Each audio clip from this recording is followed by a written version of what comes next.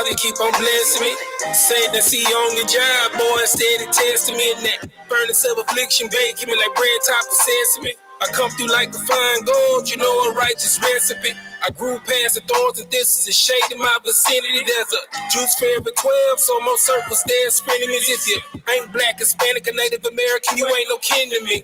I turned from the broad path that made me a public enemy. An outcast that chilled you when you got big boy energy and you roll with a goodie about the bottom you dungeon family. There's no growth without pain, so calamity breeds clarity. Karma is a bitch, if you rich, don't forget the charity. The kingdom of heaven within, so in life is prosperity. But life without services, definitely immorality. Tragically, most live in disparity. Missing the meaning of life even, though they search desperately. All these intimate schisms plaguing their anatomy. Ironically, they self-destructing ass. What happened to me? It's sad to see. The hubris of their ignorance is likened to a Pharisee. A hard pill, pedophilia breeds homosexuality. Statistically, most predators exist in your family. Sadly, grandma silences, curses generationally, passed down, class condition, ever since slavery. Best believe you come for mine, I'm down for them felonies. Got the balls, come test, you gon' catch this vasectomy. All these J. Reeds playing God is just blasphemy. That was in too deep when they see on the surface geology. A lot of niggas and haters running after these Persephones. I'll take Katrina Tanisha over any of these Bethanies. My mama is a gem with a skin of milk. Her name is Ruby. I stumbled along the narrow path, but gotta never lose me. When you realize you're chosen, that first step is a doozy. Sidestepping distraction and pitfalls with exclusives. Remember when you real, it takes acts to make a movie. You reap what you sow, so enjoy that fruit in that smoothie. My Steelers are righteous fit like they're in the coos. I sit calm, watch. I love Lucy's and these roaches got all our people looking goofy. I wrote this no hook, so every point is a fat joke. Feel me? And last one was a J. Julius Urban on my bigot.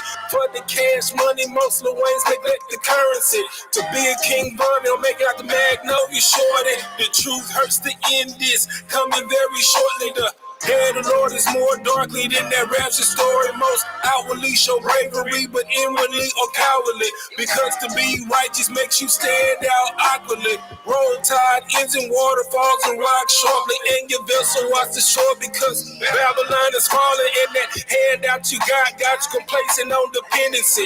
You never rise above the status quo. Your people feel me. We in the valley of dry bones. Lazarus come forth for you quickening. Or you will tell you're weak because arms is coming swiftly. There are very few ants. Most have a slugger tendency. You bang on your brother, but dance for the enemy. They conquer in division. We multiply in solidarity. To build, you must destroy the vicious cycle of redundancy and walk a narrow path against normality for clemency.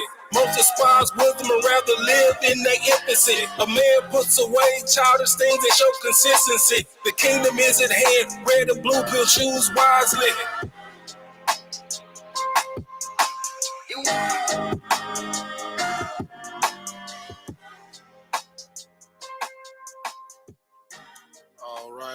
All right. Clap it up. All right, it's the Israelite School of Universal Practical Knowledge. Started out at 1 West 125th Street, Harlem, New York, under commanding General YAHANNA. It is Monday, the history breakdown class, where we break it down line upon line, precept upon precept. Here a little, there a little, in our deep dive in Genesis 40, in the whole Genesis book. We're currently in Genesis 42. Basically, Joseph then rose to the highest office in the land. He's been made number 2 under Pharaoh, and he's in charge to prepare the land for 7 years. By basically taking tithes and put them in the storehouse of like corn, and rations from all of the land, because after that 7 years is up, there will be a 7-year famine. Because Pharaoh had a dream that, he saw 7 real fat cows and 7 real skinny cows down by the water. and the 7 skinny cows that looked like Skeletor ate up the 7 plump cows, and they didn't get no bigger. You know what I'm saying? Same thing. He had for another dream that was the exact same, dealing with crops, right? So basically, Joseph interpreted the dream because Joseph interpreted the dream. He was like, I done had all of these people from all over the land, from all these other gods, dealing with all these other spirits, but nobody could interpret it but you. And Joseph was like, well, it wasn't I, it was the Lord. You understand? So, because of his wisdom he got for the Lord, Pharaoh made him over the project to prepare the land. You understand? So here we are, uh, um, at the beginning of the chapter. The famine didn't hit, and it didn't hit hard. You know what I'm saying? And the people come and complaining to Pharaoh, and Pharaoh like, well, what the hell you come and complaining to me for? Go talk to Joseph, and whatever he say do it. You know what I'm saying? So Jacob, Joseph's father, in the land of Canaan where he's dwelling, which has been known as the land of the Hebrews because of the amassed wealth that they've ascertained. He was like, hey boys, you know what I'm saying? It's getting hard out here. It's getting short for the livestock. It's getting short for the servants. And it's getting short for us. Go down to Egypt, and barter so that we won't die, right? And that's where we are in the story. Joseph down there in Egypt doing his thing. He done got a wife, and his wife then gave him 2 sons, and he named one son Manasseh because the Lord made him forget the house of his father and all of the pain and anguish that he done been through. You know what I'm saying? But like I said last class, you know, you'll never rise above the status quo of your people. The Lord will move you to a position to help others. Hey, Sapar, do me a favor. My key that's in the door. Hit the lock button on the alarm. I'm not sure if I locked my car.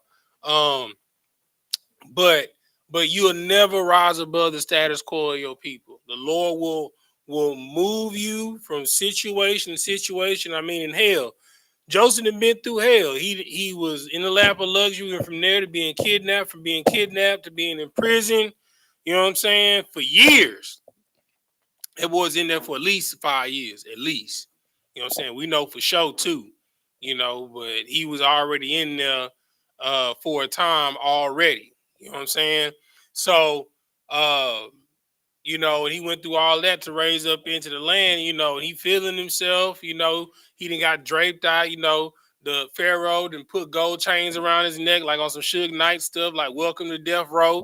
You know what I'm saying?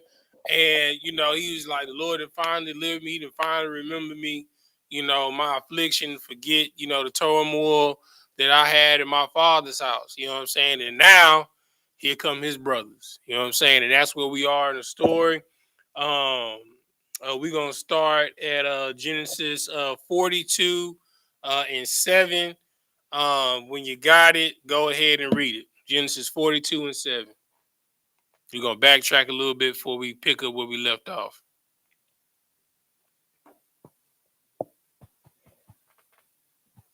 You got it? Go ahead, Spar. This is the book of Genesis, chapter 42 and verse 7.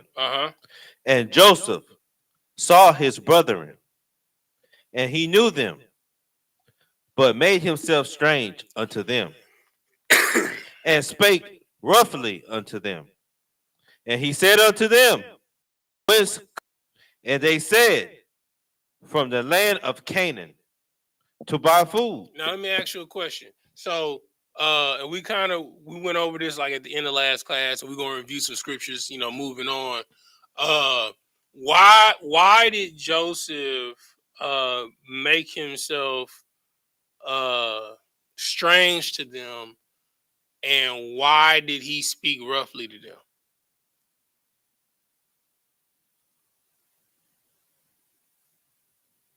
Make it spiritual. Salaki, if I may, sir, he made himself strange to them So once they realized that it was him, they realized they did, and they will feel remorse. What I want? You right on the post, brother. Give me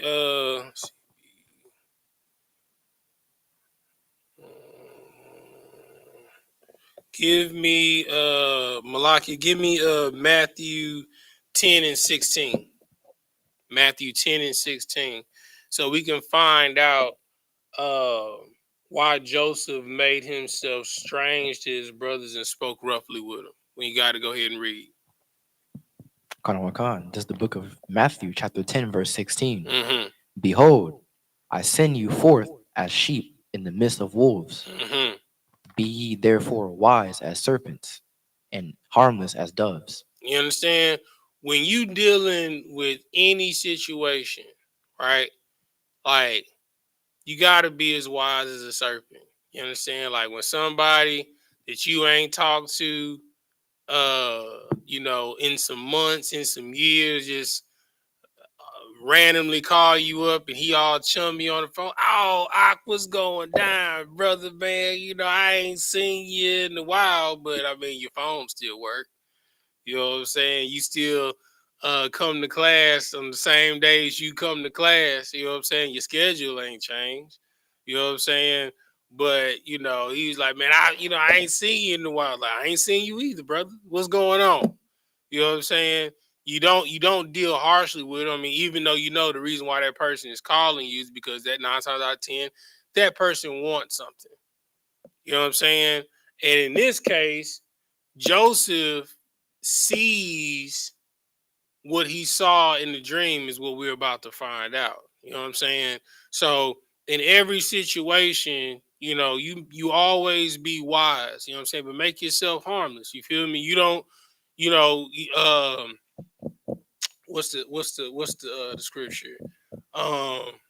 We're like, how the scripture says, agree with your adversary quickly, you know what I'm saying, before they, throw you in jail, you know what I'm saying, and you be handed over to the jailer and you will not be let out until you pay the last penny. You understand? So this is kind of that situation, you know what I'm saying? You want to be as harmless as a dove. Like Joseph, he know who they are, but they don't know who he is, right? Go to verse 8. It's the book of Genesis, chapter 42 and verse 8. Mm-hmm. And Joseph knew his brethren, but they knew not him. All right. And from last class, what's the reason why he knew them and they didn't know him? See if y'all was paying attention. So like if I may, they didn't recognize him for when they put him in the situation that he was in. He was a young boy, Mm-hmm. and they didn't recognize him as a grown man. That's one way of looking at it. Malaki, give me 2 Corinthians 5 and 17. Right?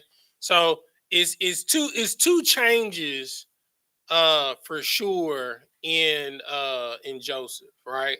And of course, Sapar, he always coming with the wisdom, that boy scribe right there. That's what his name means, you understand? And he definitely gave the first reason, because when he left, how old was he when he left, or when he was kidnapped from his father's house? Malaki says that was a question she was concerned about. Go ahead. He was 17. Was he 17? Khan, sir. I thought he was 19. Lie. Are you 17? You sure? Khan, sir. You sure he wasn't 20? Lie. I think he was 16.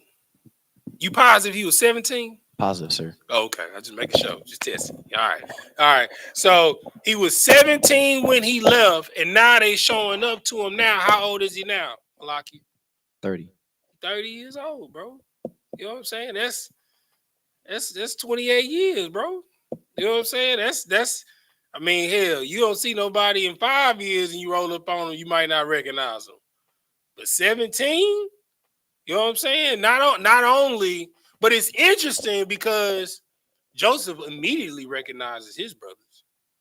You know what I'm saying? But they don't recognize him at all, right? So, of course, the first reason is the one that you said, the outward appearance, but Of course, his brother's outward appearance has changed over these 17 years, but he was able to recognize them, but they weren't able to recognize him. And let's find out why. Go ahead, Malaki. This is the book of 2 Corinthians chapter 5, verse 17. Mm-hmm. Therefore, if any man be in Christ, he is a new creature. He is a what? A new creature. A new what? A new creature. Uh-huh. Old things are passed away. Mm-hmm. All things are new. Right? So not only was his outward appearance different, you know what I'm saying? Because, you know, of course, he adorned in, you know, Egyptian fine cotton and linen, you know what I'm saying? But his spirit was completely different because the spirit of the Lord was heavy on him at this point. You understand? Because the Lord had proved him through and brought him through and had his hand on him through all of these life-threatening situations for 27 years or 28 years. No, 27 years. You know what I'm saying? So when they see him, they don't recognize him. Just like when you in the truth. You know what I'm saying? Like when you like, I mean, I remember Malachi when he was a kid. You know what I'm saying? Like Malachi in high school he got a full beard. You know what I'm saying? This man got a full beard. You know, I remember when, you know, he was jumping around in the back playing with Officer Yatazak, with Captain Yatazak kids. You know what I'm saying? Like, but he is a man in the truth. He is a man amongst boys. You understand? Even though he's the same age as his peers, but spiritually they are not the same age. You know what I'm saying? So this is the reason why his brothers were not able to recognize him, because spiritually they're not on the same level. You understand? All right. Give me one more scripture. Two more. Malakia, give me Ephesians 4:24, and then we're gonna go to Revelations, and then we're gonna jump back in it. Give me Ephesians 4:24. You're gonna read it 27.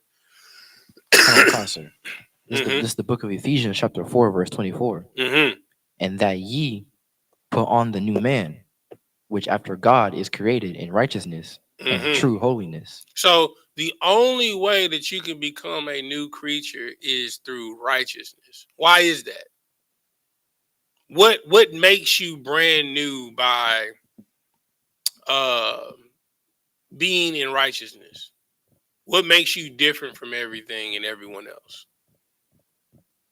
Of course, you're going to say the law, statutes, and commandments. Yes, we know that. But what about it makes you different from everyone else? What in the law, statutes, and commandments makes you new?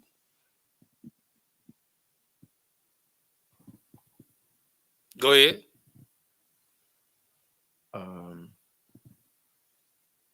Being born again. Sorry? Being born again. You basically telling me the law, statutes, and commandments. But what specifically in the law? Just name me some things in the law, statutes, and commandments that makes you brand new. Sapar, you have something you want to say?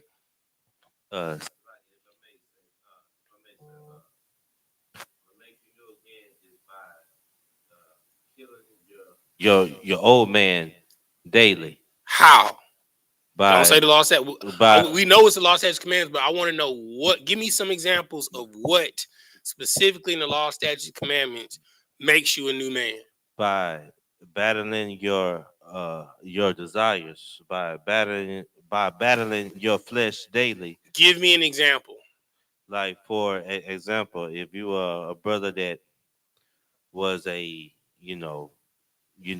smoker, and you have that urge to excellent example to go buy that Newport 100 box, with the menthol, with the menthol, and you just say, you know what, that the Lord have His eyes on me, so as this day and in these hours, I'm gonna deny myself to please the Most High.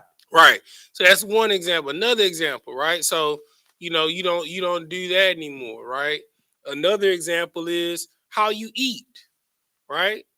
You completely change your diet because of the law, statutes, and commandments. So when you change your diet internally, what's going to happen externally? You're going to change. Right. You're going to look different. Your countenance will probably shine. You know, you probably won't look like the Walking Dead. You know what I'm saying? Because you're not, at risk of high cholesterol and high blood pressure. You're not at risk in, hypertension and diabetes and cancer, right? Another way, the way you talk, right? The way you talk is completely different. 9 times out of 10, everything that you say is in reference to the law, statutes, and commandments, or in reference to something that a prophet said, something that God said, or something that Christ said, right? Because, everything, we say 9 times out of 10, we represent back to what? To the Most High in Christ, right? Another thing, right, that will make you just look completely different, right, is the way you dress. Right? When you was in the world, you didn't dress like this. You wasn't walking around as what people say with clothes with curtains on them. You know what I'm saying? You look completely different. The way you interact with people is completely different, right? The way men interact with women and the way women interact with men are completely different when you're in the truth, right? These things make you a new creature. You are one of one. When you walk into the room, every single time, I guarantee you, they're going to be like, who the hell is that? You know what I'm saying? Whether it's on the positive spectrum, on the negative spectrum. You know what I'm saying? They could be like, who is that? Or they could be like, who the hell is that? What does he have on? What did he say? You know what I'm saying? Everything that you say is in shock and awe because it's in such dichotomy, and you are so diametrically opposed to the status quo, and you're just an anomaly. You're something that they've never experienced or encountered before. Go ahead, Sapar. It's like this, sir. It's so heavy that you said that burn this out because just by let's say if you don't have or your cultural apparel on, just have with the shield on is like you just stand out. Right. And then not only that, like you had I had this happen to me one time. I went to the hospital to go visit my dad. This is when, COVID was still going on, right? And I'm walking through the hospital. I got my fringes on, with a black shirt, but I got my dawada is just, swinging. You know what I'm saying? As I'm walking, and like one dude, it looked like, he had been shot, you know what I'm saying? And like, he on crutches and stuff like that or whatever. And he was like, he like kind of stroke, like, he trying to catch up with me and stuff like that. He was like, hey, say. I was like, what's going on, brother? You all right? How you doing? You know what I'm saying? Like, I'm good. You know what I'm saying? I just, I wanted to ask you a question. And I was like, what's up? What's your question? He was like, what you know about that 6-point star? I was like, nigga, what you know about that 6-point star? You know what I'm saying? And he was like, well, I'm GD. You know what I'm saying? I was like, well, I'm an Israelite. You know what I'm saying? He was like, oh. And I was like, yeah, bro. You know what I'm saying? Like, you claiming something that's of the Lord and defiling it. You know what I'm saying? I'm a priest. You know what I'm saying? He was like, and his whole demeanor changed. You know what I'm saying? Like how he interacted with me completely changed. At that point in time, he was like, he was very apologetic. He's like, man, I'm sorry. He's like, hey man, I understand, bro, but this right here, this is our culture. You know what I'm saying? It don't got nothing to do with no gang banging. You know what I'm saying? Like everybody should be rocking a 6-point star because it's our culture. Right. You know what I'm saying? All right. Malaki, give me what I asked for. Revelations. Oh, keep reading. Where you stop at? 24. Oh, yeah, keep reading. We're gonna go to 27. Go ahead. I'm sorry. Verse 25. Mm-hmm. Wherefore, putting away lying, speak every man truth with his neighbor, for we are members one of another. See, and it's going down the things, that you would do to where you will be brand new. If you're a liar, you'll stop lying. If you're a cheater, you'll stop cheating. You know what I'm saying? If you're a whoremonger, you'll stop whoring. You know what I'm saying? If you're a drunkard, you'll stop being a drunk. If you eating abominations, you stop eating abominations. You'll be a new creature, but the only way to be a new creature is to be completely righteous. Right? Keep going. Verse 26. Be ye angry and sin not. Mm-hmm. Let not the sun go down upon your wrath. Mm-hmm. Verse 27. Neither give place to the devil. Now, that is a very, very heavy statement, right? So imagine you ain't seen your brothers in 17 years, and the last time you saw your brothers, they put you in a trick bag, and like bound you up and threw you down a hole and left you there, and you got kidnapped, and this whole time you thought your brothers abandoned you, but while you looking at them, you realize that they don't even recognize you. Imagine the emotions that's going through Joseph's mind right now. Of course, he's like, man, these my brothers, man. I'm sure there's like emotion of, man, I miss them. You know what I'm saying? Then there's like emotion of anger because he felt abandoned and nobody came and looked for him, and he thinking about all the things that he done been through. But the scripture said, what did the scripture say about anger? Be ye angry and sin not. You understand? Because when you become emotional, you sin. You know what I'm saying? That's what Satan counts on. Every time that you didn't sin or broke the law, statutes, and commandments, 9 times out of 10 is because you've been emotional. You know why you get drunk? Because you emotional. You know why you smoke that weed? Because you emotional. You know why you can't wait to have a cigarette break? Because you emotional. You know what I'm saying? You want to know why you can't keep a relationship, brother or sister, and you keep running through women or you keep running through men, is because you emotional. You know what I'm saying? You don't have any self-control. You know what I'm saying? And you want to know why your kids act the way that they act, is because you're emotional. You know what I'm saying? Because you don't have any self-control. How can you expect your children to have discipline and have self-control and you don't? It's impossible. You know what I'm saying? People say I want to be a millionaire, but you can't save $1,000. You know what I'm saying? It's hustling backwards. You know what I'm saying? Like if you win the lottery, I guarantee you in 5 years' time you'll be broke again. Cause you've never had that type of money. Oh yeah, they getting zapped. Yeah, it's working. every time you hear that snap, crackle, and pop, just say Most High in Christ, brother. Keep reading. Did you get to 27? Kind of a concert. All right, no sweat. Go to Revelations. What I want. Go to Revelations 21 and 4. And then we'll hop back into reading.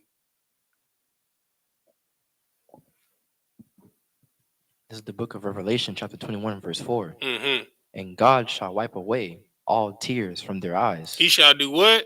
Wipe away all tears from their eyes. Mm-hmm. And there shall be no more death. No more what? No more death. No more what? No more death. Mm-hmm. Neither sorrow nor crying. Go ahead. Neither shall there be any more pain. You understand? What Joseph went through was immense pain. But Joseph not in pain no more right now. Joseph is in a position of power. You know what I'm saying? But realize the amount of pain that he went through for 17 years to get to that position. And then look at yourself where you are, you understand, and what you aspire to. First question you got to ask yourself is, what you aspire to, does it have anything to do with the Lord? Does it have anything to do with helping people? You understand? 9 times out of 10, it doesn't. It's probably for selfish gain. But even if it is, right? You know what I'm saying? Even if it is for, a personal fantasy, right? The Lord will grant you any righteous desire. You know what I'm saying? But you gotta build up your what I call the you gotta build up your spiritual credit score. You know what I'm saying? A lot of y'all, trying to go for a 4-bedroom house, 3.5 bath with a swimming pool, 3-car garage, and that's like a 750, 800 credit score. You need to get that plus a down payment. You know what I'm saying? And most of y'all walking around here with a 250, 300 credit score and don't even got a thousand in spiritual equity to put down as a down payment. But you want God to give you your own personal kingdom. It don't work like that. Joseph went through 17 years of hell before he was blessed. You understand? Or what we would consider being on. And even when he was on, it wasn't for him. You understand? It was for his people. It was for his family who he's come face to face with now. Right? All right. Let's jump back into it, Sapar. We at verse 9. The book of Genesis, chapter 42 and verse 9. Yes, sir.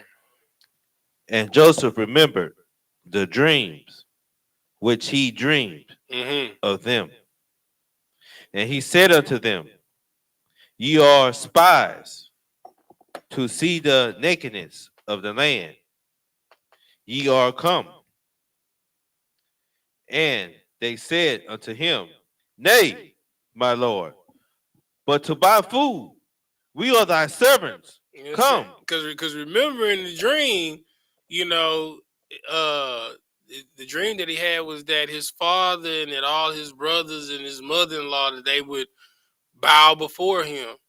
And here we are. It's literally what happened in verse 6 when he saw him for the first time. They came and presented themselves before him and bowed. You understand? Keep reading.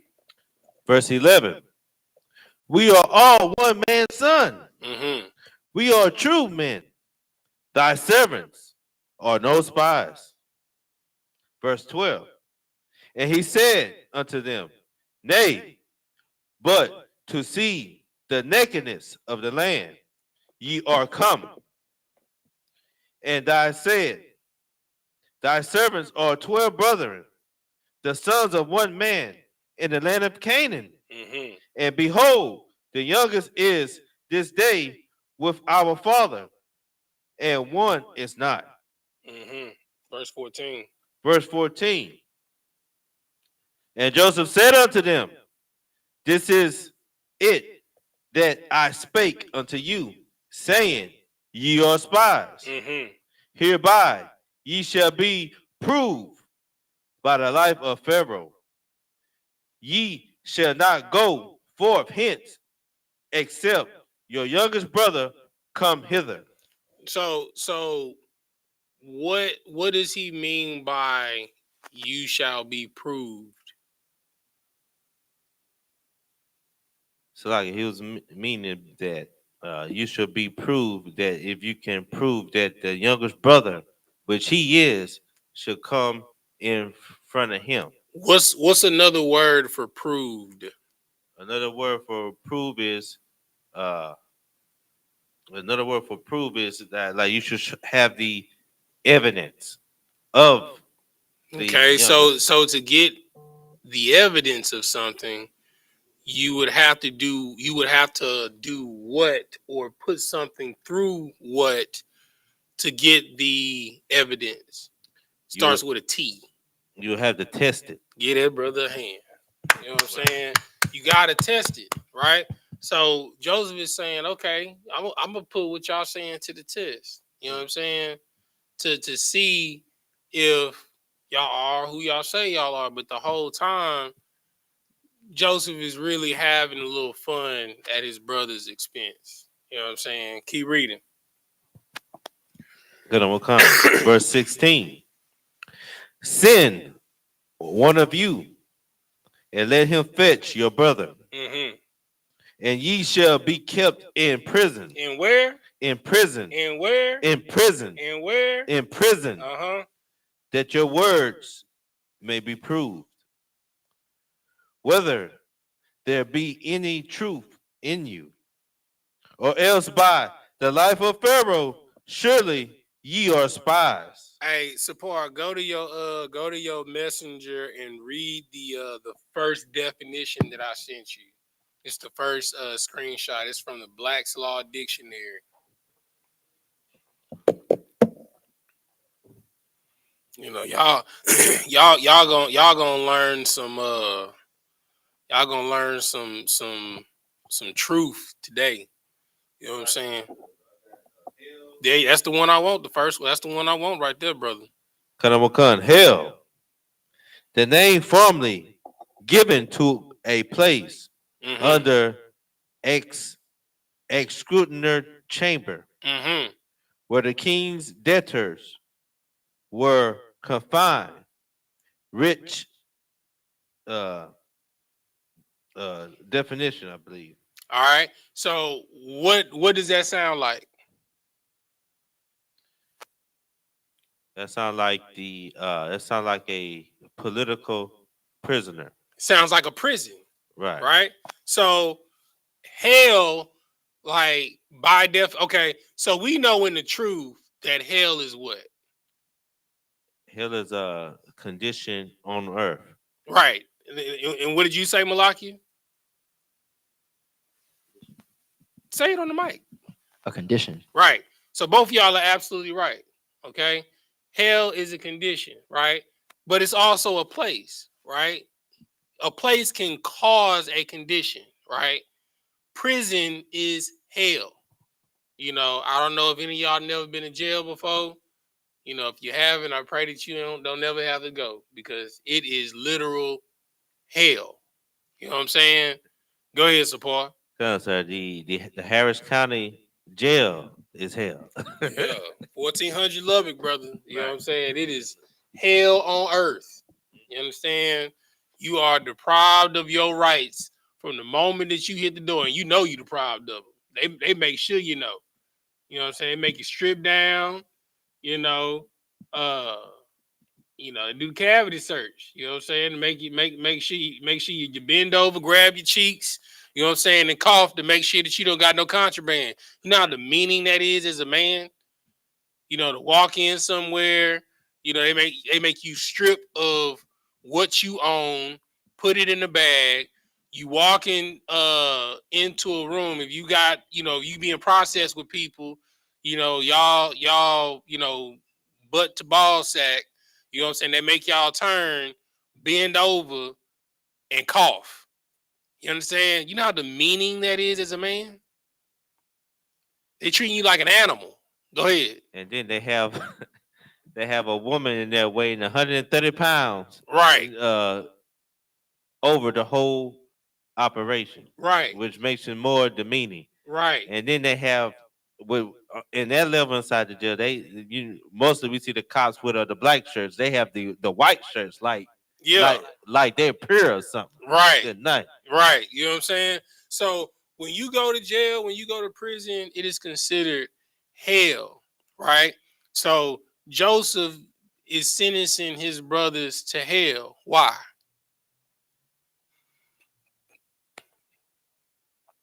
Anybody? Either one of y'all. Go ahead. Well, Salaka, he doing that from the deeds that they did to him when he was a young a lad. You know what I'm saying? He is simply returning the favor of what was done to him. You understand? Most people don't understand.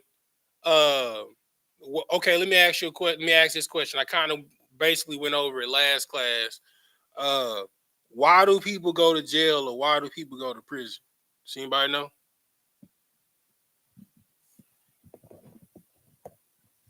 Go ahead. For their debts. For their what? Their debts. Get that brother a hand.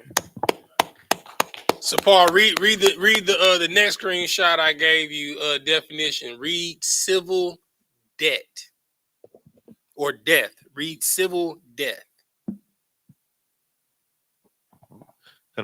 Civil. You gonna read that one, and then the screenshot after that is a continuation of it. Go ahead. Kanawakan, civil death, the state of a person who, through processing natural life, has lost all his civil rights, and as to them is considered as dead. As considered as what? Is considered as dead. You understand? Because you they don't even have to treat you civilly, right? So in essence, you're a slave, right? When you go to jail, it's considered a civil death. You have no rights. You understand? They can do what they want to do to you. They can say what they want to say to you. You know what I'm saying? And you can't do nothing about it. You have no rights. You at that point you are not a human being. Keep reading. Kanawakan, Quick, the Western RY of Alabama, 207. Oh, that's talking about the case law. Drop down to where it says at common law. A common law extension of civil rights and relations, so that the property, The what? the property, The what? the property of a person declared civilly dead passes to his heirs. You understand? Did you know, like, if you get sentenced to prison, you know what I'm saying?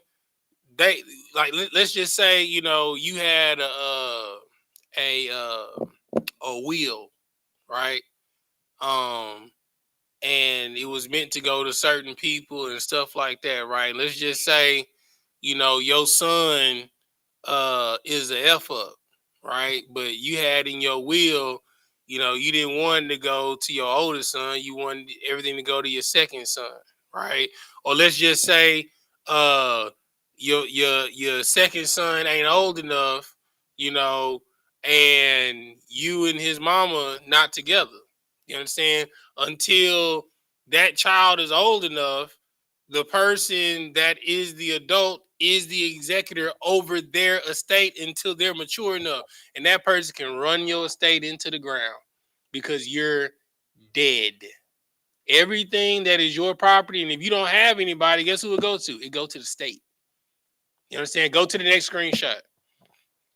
Kanawakan, the civil death spoken of in the books is of two kinds, where there is a total extinction of the civil rights and relations of the party, so that he can neither take nor hold property, and his heirs succeed to his estate, take nor Salakia, heirs to his state in the same manner as if they were fully dead, or the estate is forfeited to the crown. Now, you know what that means? Does anybody know what that means?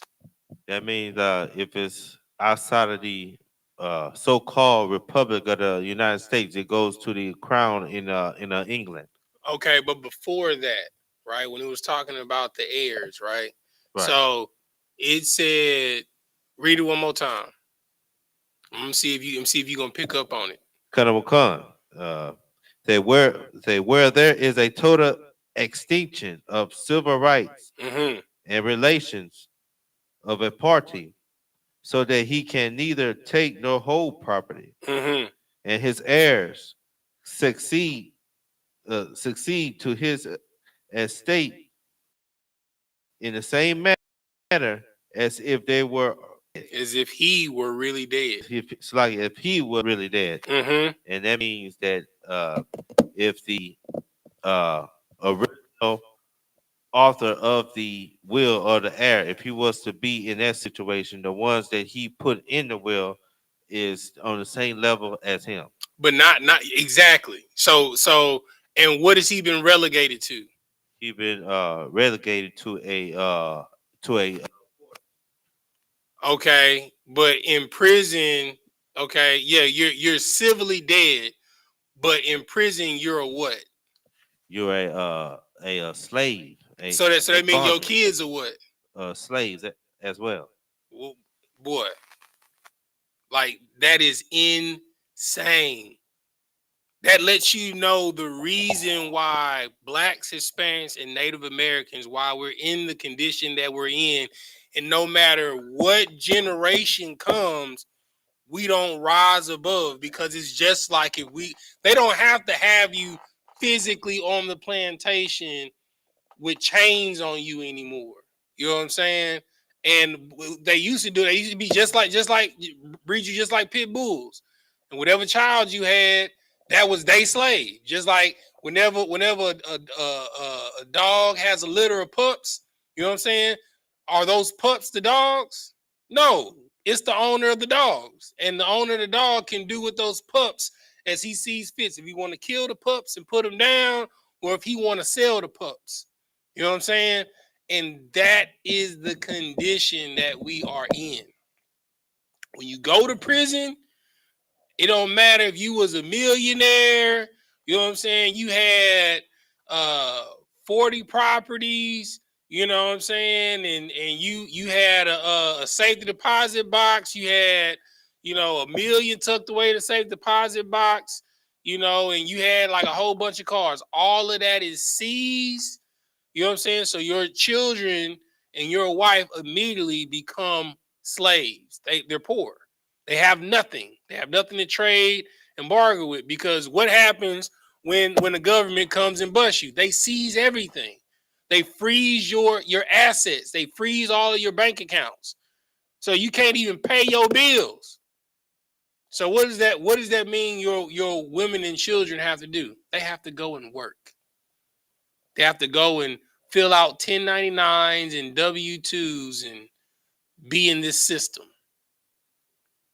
Because you're a slave, so your children will be slaves, and your children's children will be slaves, and your children's children's children will be slaves until you pay your what, nephew? What did you say? Your debt. Right. You understand? Because slavery and to go into prison is because you have a what? A debt. A debt, right? Read the number 2 definition on there, Sapar.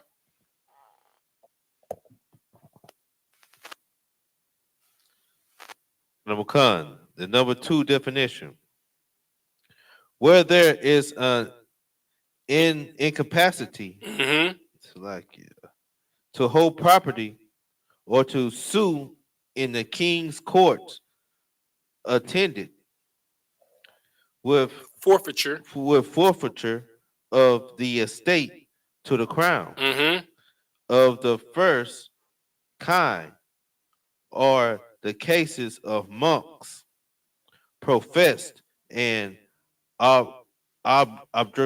objuration of the realm. Okay, so the second case is from a spiritual standpoint, right? So like, you become a monk, you know, you denounce the world, right? You like whoever you were in the world, you denounce that. You know what I'm saying? To take a vow of silence or a vow of chastity, give up who you were, or the the fiction that was created of who you are, right?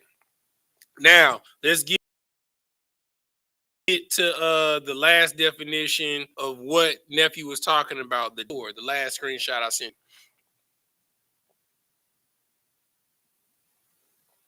Khan, the debtor, one who owes a debt. He who may be compelled to pay a claim or demand anyone liable on a claim, whether due or to become due. You understand? So a debtor is anyone that owes a claim, right? So we gave the example in last class, right? The way that money is created in the United States is through debt, right? So I'm gonna tell you how you put yourself in slavery, right? When you take out a loan for a house, you're willingly putting yourself into slavery, right? So you're using your labor as collateral for the house, right? When you buy a car, you are using your labor as collateral to get a car, right? So they create money based off of your labor and create a trust, right? Based off of the contract that you've written. You're willingly signing yourself into slavery, right? Because when you go to work and you look at your check and you short, what's the first thing you say? Dang, bro, I gotta pay rent and I gotta pay this car note, right? Because these are your debts, right? Now, the funny thing is, what happens when you don't pay your debts? Let's start off with your car. What happens? What happens when you don't pay your car note? They repo it. They repo it, right? And what do you have to do to get it back?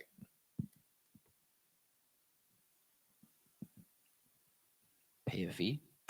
You either have to pay the fee or you have to go to court, right? If you don't pay your rent or your lease, what happens? They evict you. What is the process of being evicted? You got to go to where?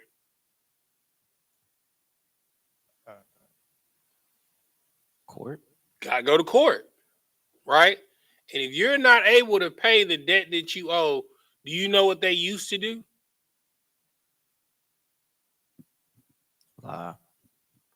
Somebody look up what a debtor's prison is.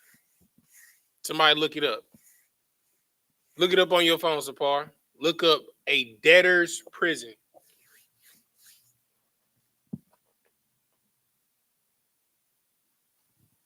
Go ahead, nephew. Wasn't that because we discussed that last class? Mm-hmm. They'll make you work for a certain wage until you're able to pay it off. Right. You know what I'm saying? That's essentially what a debtor's prison is. Like, if you cannot pay your debts, that's why when you go to a restaurant and you're not able to pay your bill, what do they say you got to do? Wash the dishes. If you can't wash the dishes, what's going to happen? You going to jail. You going to jail because you owe a what? A debt. A debt, right? If you can't pay that debt, you're going to have to pay a debt to a society. So let's just say your tab, so they're gonna take you to jail, right? And then they're gonna set you for an arraignment, right? And actually, you're really not supposed to go to jail until you're convicted of a crime. But they take you to a holding cell, which is called a debtor's prison, right? They hold you for arraignment before you go for a judge, right? Let's just say you go before a judge and they, why are we here? They be like, well, this young man, he went to Stake 48. And him and his girlfriend, they ran up a bill of $450 that he owes in restitution. We presented him with a check he couldn't pay. We told him, that he can, work in the back. He worked a couple of shifts in the back to work off the debt. He refused. And he's like, okay, well, since you refuse, you have a couple of options, right? So we looked it up last class. You get paid 75 cents a day in prison. And I think I'm overshooting. I think it's less than that. We're gonna say 75, right? So $450 divided by 75 cents. That's 600 hours. That's 600 hours in community service, right? You can either do community service, but if you refuse to do community service, let's see. How many hours are in a week? It's 168 hours in a week, right? Divide that by 106. That means you'll have to sit 3.5 weeks in jail. So you can either do 600 hours of community service. If you don't want to do community service, you can sit it out and you can do 3.5 weeks in jail. The judge will leave it up to you. He's like, so what do you want to do? And a lot of people, they be like, I don't want to do community service. I'll just sit it out. All right, Bella, take them away. You know what I'm saying? They'll send you the paperwork for you to sign, and you got to pay your debt to society. This is how they create money.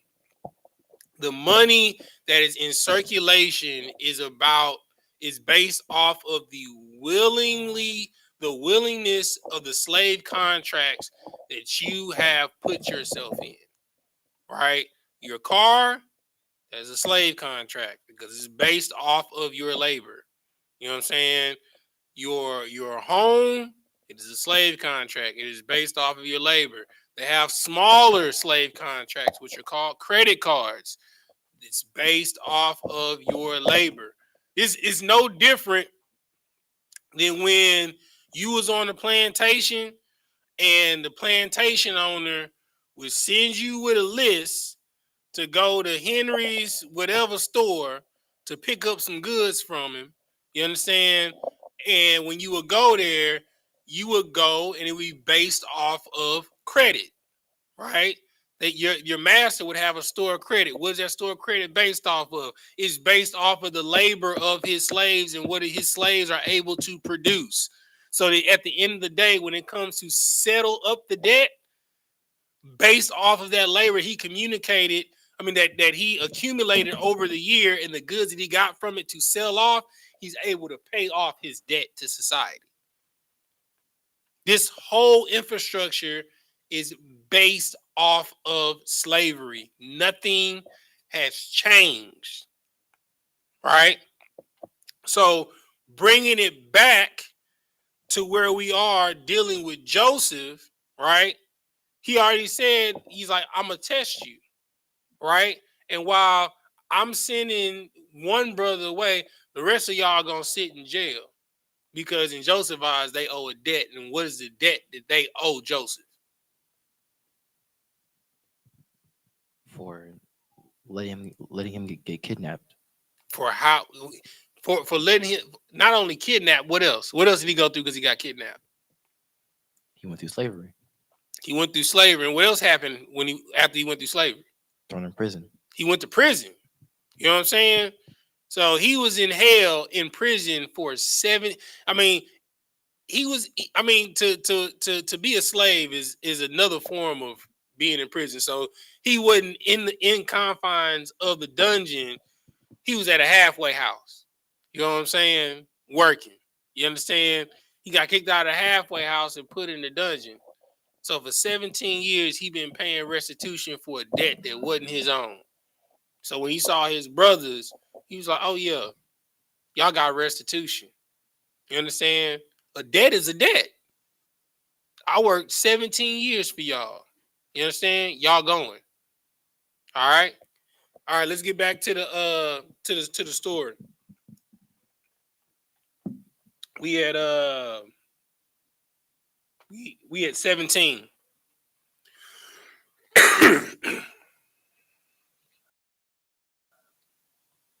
17.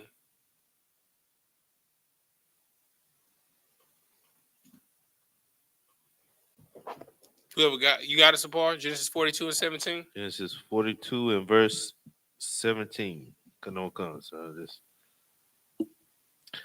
This is the book of Genesis, chapter 42 and verse 17. Mm-hmm.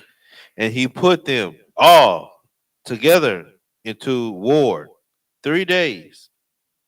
And we all know what ward is. That's a prison. All right, keep reading. Verse 18.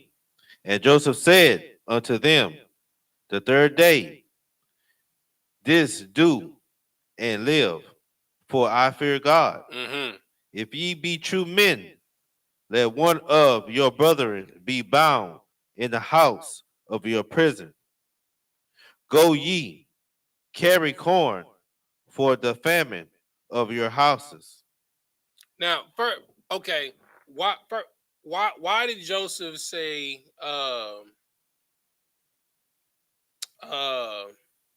this do live, for I fear God? Why did Joseph say that? So, if I may, he said it because through all the hell that he been through, the Most High was with him all throughout the whole journey.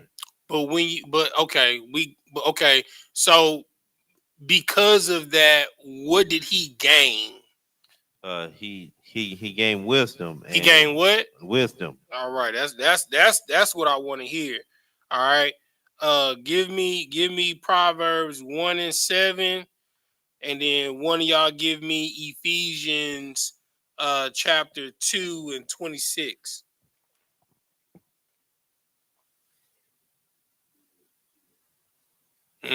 First, give me Proverbs 1 and 7. Malaki, you got Proverbs 1. Go ahead. This is the book of Proverbs, chapter 1, verse 7. Mm-hmm. The fear of the Lord is the beginning of knowledge. The fear of the Lord is the beginning of what? Of knowledge. Mm-hmm. But fools despise wisdom and instruction. You understand? So Joseph could have let his pride and his emotions take over, and he could have just let his brother sit there and rot, but he did not. You understand? Because he feared the Lord. He was okay. Do this because I fear the Lord. You know what I'm saying? Based off of your word, do this so that you can live. Right? Sapar, give me what I asked for in Ephesians 2 and 26. It's like give me Ephesians 4 and 26, sir. 2 and 26.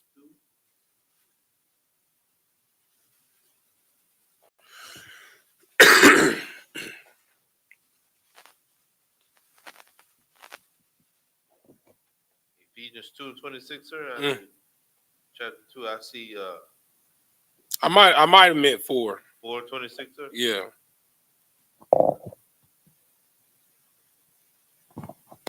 Ephesians chapter 4 and verse 26. Be ye angry and sin not. Let not the sun go down upon your wrath. Verse 27. Neither give place to the devil. Let him that stole steal no more, but rather let him labor working with his hands. Just because you're, go ahead and answer the door. Just because you're angry doesn't mean, you understand, that you let your emotions get the best of you. You understand? Our family members make us upset. Our friends make us upset. You understand? These are the people that can hurt you the most. And you might want to lay hands on them. You understand? But the scripture says to be angry, but sin not. This is why he said, I fear the Lord, so do this. All right? Keep reading. I think we at verse 19, 42 and 19. Come.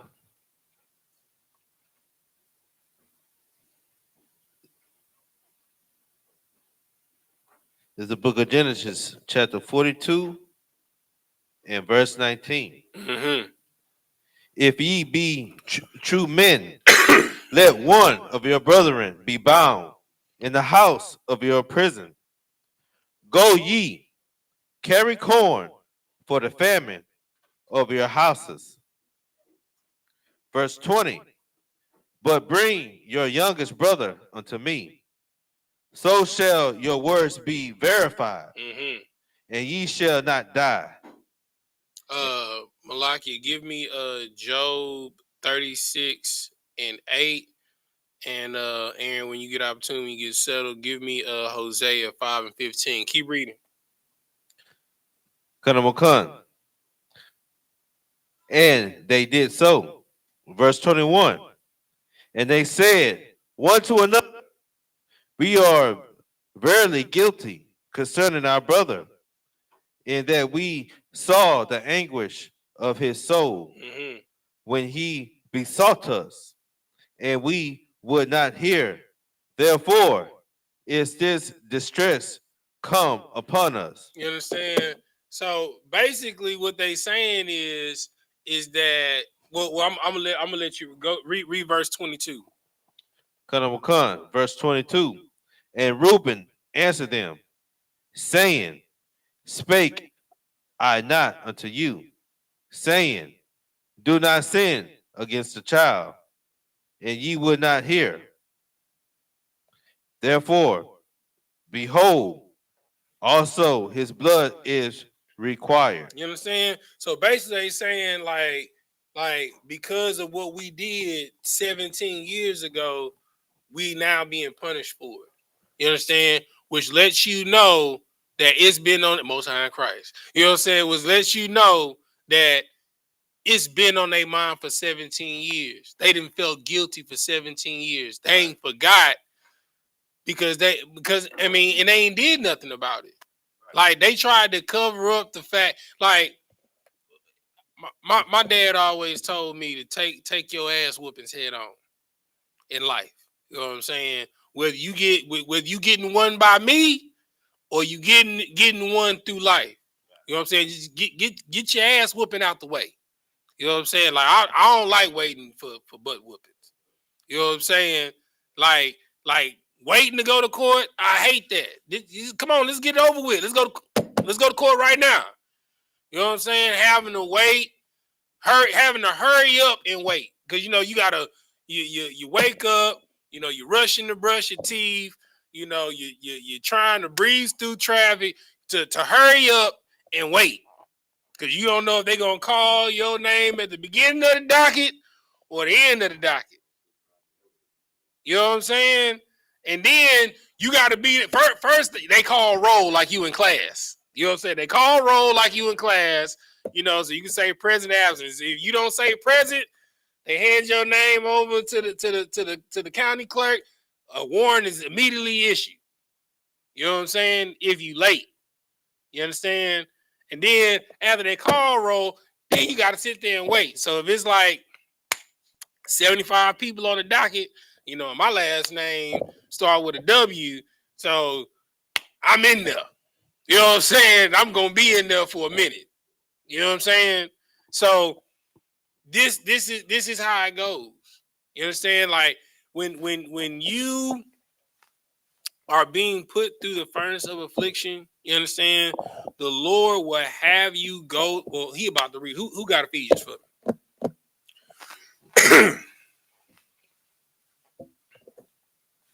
Was it Ephesians? Ephesians 4 and No. Job 36 and 8. Who got Job 36 and 8? All right, sir. Right. So you got to understand, you're going to go through these afflictions life, right? But it's best to take your butt whoopings head on. You understand? Instead of telling their father what they did, you know what I'm saying? Because they bound their brother up, threw him in a hole to try and teach him a lesson. Instead of saying, when we threw him in the hole and, we was playing, when we came back, he was gone. You know what I'm saying? Now, what would have happened if they would have told Jacob, we threw him in the hole to teach him a lesson. When we came back, he was gone, and we don't know what happened to him. What would Jacob do? The father. He would punish them. Okay, he would punish them, but what is the first thing that would have happened? If they said they don't know where their brother at, go find him. Right. You know what I'm saying? And Joseph wouldn't have spent 17 years in hell. You know what I'm saying? Your brother spent 17 years in hell because you was afraid of an ass whooping. You know what I'm saying? Now, imagine we've been in hell for 500 years in this nation because we all afraid to take an ass whooping. You know what I'm saying? We afraid to stop eating pork, shrimp, crab, and lobster. We afraid to stop smoking weed. We afraid to stop lying. We afraid to stop keeping these unholy feast days. You know what I'm saying? We're afraid to stop being drunks. We're afraid to stop being whores and whoremongers. You know what I'm saying? And because we're afraid of these things, you know what I'm saying? We have been in this continual condition ongoing for 500 years because we're afraid to deal with the consequences of our actions. We're afraid because the moment that we take responsibility, we have to say, okay, it's our fault. Nobody wants to be held responsible for the condition that our people are in. We just want to keep, it ain't my fault. You know what I'm saying? So it don't change. It ain't my fault. This next generation, so it don't change. And each generation, it gets progressively worse. Just think of the condition Blacks, Hispanics, and Native Americans were in the 1920s, right? From the 1920s to the 60s, right? From the 60s to the 80s.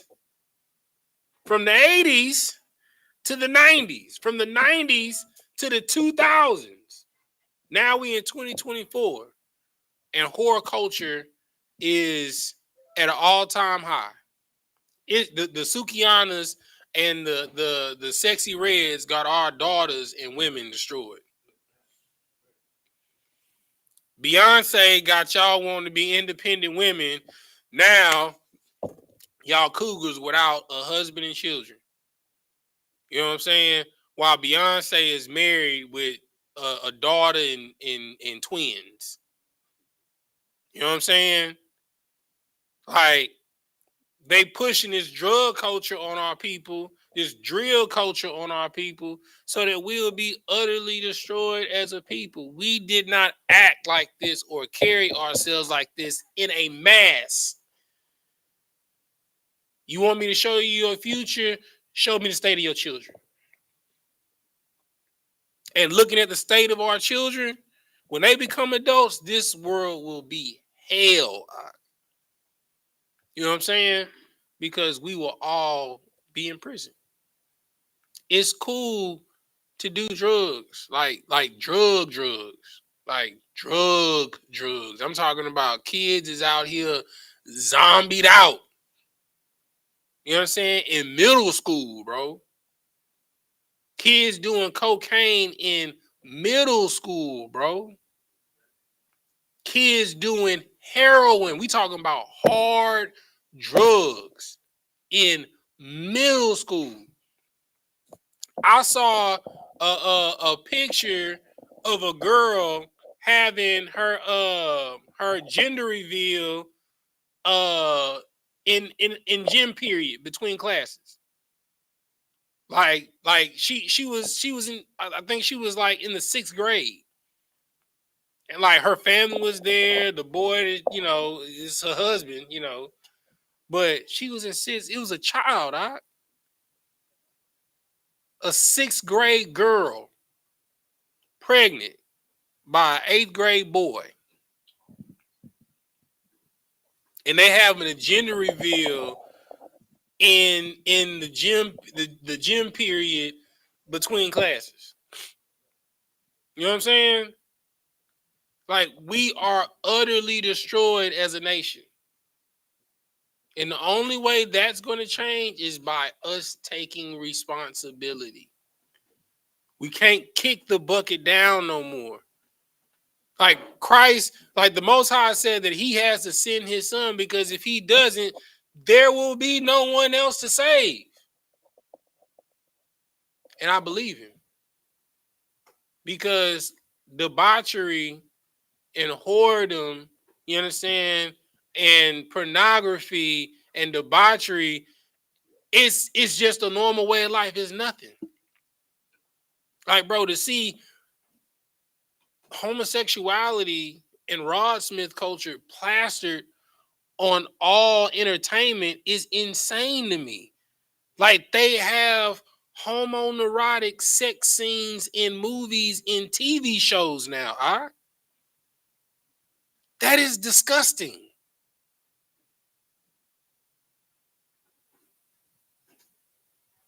And the reason why is because we're scared of an ass whooping. You scared to tell your brother to pull up his pants. You scared to tell your sister to cover up. You know what I'm saying? You scared to tell your homeboys to stop talking like that in front of your elders. You know what I'm saying? You afraid to check your brother. You afraid to check your sister. And because of that, because nobody wants to be accountable, we're destroyed as a people. And we have been for 500 years now. We are a nationless people. We are POWs. We are prisoners of war. Because we are afraid of an ass whooping. And the Lord gonna keep using these nations as a whooping stick to whoop our ass until we learn from our choices. All right, give me what I asked for.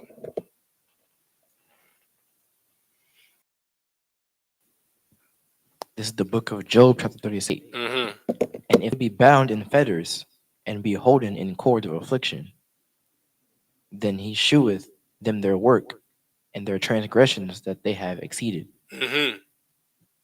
Keep reading. Verse 10. He openeth also their ear to discipline and commandeth that they return from iniquity. See, this is what everybody's afraid of, right? Like, we didn't already, we in punishment.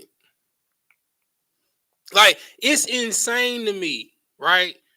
For let's just say, you know, the order was given to clean your room, clean your bathroom, and cut the yard before I get back. You know what I'm saying? And you don't clean the room, you don't clean the bathroom, you don't cut the yard, and the Lord puts you in punishment, and you in punishment for 2 months. And for 2 months, you gotta clean your room, clean your bathroom, and cut the yard. Because your parents is not telling you this just to tell you this. They're telling you this to put you in a position to have your own house one day. And what's insane is you're already on punishment. You done already got your butt whooped, and you continue to not do what's being asked of, and every day that it's not done, you get whooped. It's like you living in a perpetual state of getting beat. Like you've accepted, okay, we just gonna get bludgeoned today. We just take the bludgeoning. You know what I'm saying? Just imagine every day that you wake up, your day is to get punched in the face. That's what we've been doing for 500 years. Instead of learning defense, because your boxing coach is trying to show you, you know, how to hit and not get hit. You know what I'm saying? You was like, nah, I'm just going to get hit. I'm going to eventually land one. I'm just going to keep taking them. You know what I'm saying? No, bro. Because the person that you going up against is a pro. Satan, that dude is a pro. He is professional at what he does. You understand? He is a beast at what he does. You understand? And you got to realize that in Satan's job is to destroy you and prove you not worthy of your crown. And you're allowing him to do it. Keep reading.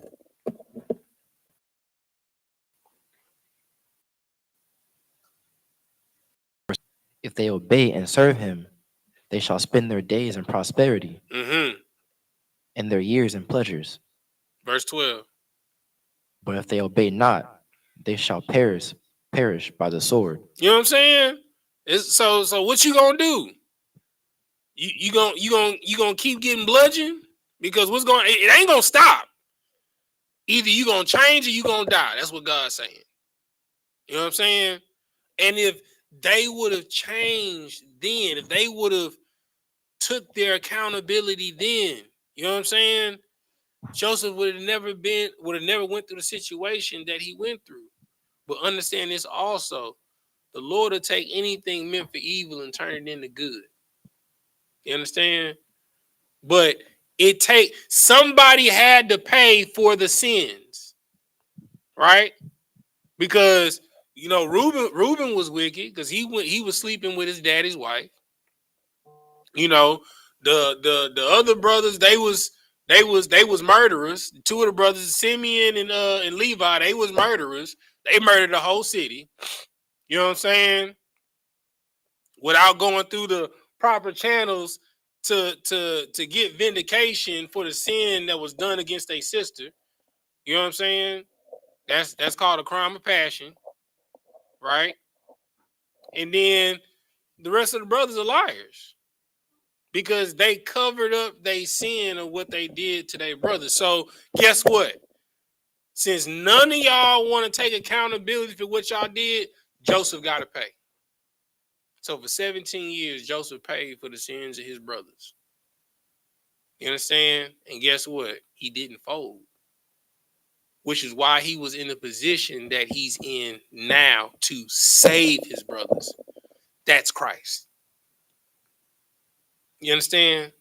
Christ died because of all of our sins. The penalty, the debt has to be paid because the wages of sin is what? It's death. Somebody got to die.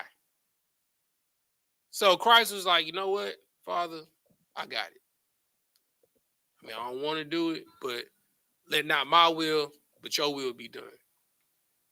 And because of that, he's our king. Because he paid the ultimate debt.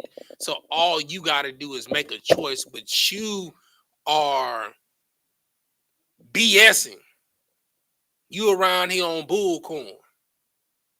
You understand? Because you don't want to take accountability because it'll hurt too bad to change. It'll hurt too bad to not get high every day. It'll hurt too bad not to be a whore every day. It'll hurt too bad not to get drunk every day. It'll hurt too bad not to be a whoremonger every day. It'll hurt too bad not to eat, pork, shrimp, crab, and lobster every day. It'll hurt too bad not to celebrate Halloween. It'll hurt too bad not to celebrate Christmas. It'll hurt too bad not to celebrate birthdays. It'll hurt too bad not to celebrate 4th of July, Memorial Day, whatever day, but the Lord's Day. It'll hurt too bad. What you think? What? Okay, let me ask you a question. Does 120 acres of land sound good to you? It does. I'm gonna tell you something. I pulled up on 120 acres of land on my job yesterday to service a utility called the Mark Utilities for gas and electric. And I just pulled up on the property. I've worked that road before, and the dude that I thought owned the land didn't own the land. He was a groundskeeper. He was a white boy. I mean, he's a black dude, right? And I'm over there, trying to find utilities line. This clear person walks upon me. This white man walks upon me. He's like, "Can I help you?" And I was like, "Yeah, I got a service call for landscaping. You putting some trees out here and all this stuff or whatever. Locate utilities." He was like, "No, I'm good. I know where all the utilities are located. We just had to put that ticket in as a formality." And I just happened to ask him. I was like, "Look, man, you got a pretty nice piece of property here. You mind if I ask you how many acres it is?" He's like, "Oh, it's about 120. And I was like, 120? He's like, "Yeah." He's like, it keeps me busy. You understand? Like, brother, can you imagine, first off, mowing 120 acres? Because the entire property was well manicured. You understand? Like, he had the groundskeeper. He was on that John Deere, and he was on that thing. When I came last week, he was on the back end of the property. Now he working the front end of the property. Like, it's a job, a full-time job, just to mow the grass on 120 acres. Right? We're not even talking about keeping the house. And he had a complex. Like, brother, it was a 5-minute drive from the road to his house on the property. Understand what I'm saying? It was a 5-minute drive from the road to his house on the property. And his house was a complex. You understand? So we're not even talking about taking care of the house. We're just talking about taking care of the grounds. You understand? He had, just to show you how massive the property was, he had 4 transformers on his property. You know, like the little green box thing that be in everybody's backyard. He had 4 of those on his property. He had 4 Comcast pedestal taps on his property. You know what I'm saying? And he had his own personal gas service line that he took care of. It don't come from the city. All the city do is bring the main down the road. He got his own gas line that he monitors and takes care of. In order to be a master over great things, you have to be a good steward over the small things. So if you can't stop eating, put it like this. If you can't take care of an apartment, how you think you're going to take care of 120 acres? If you can't keep your apartment clean, you can't keep the dishes clean in your kitchen, you can't keep up with the folded clothes, how you going to keep up with 120 acres?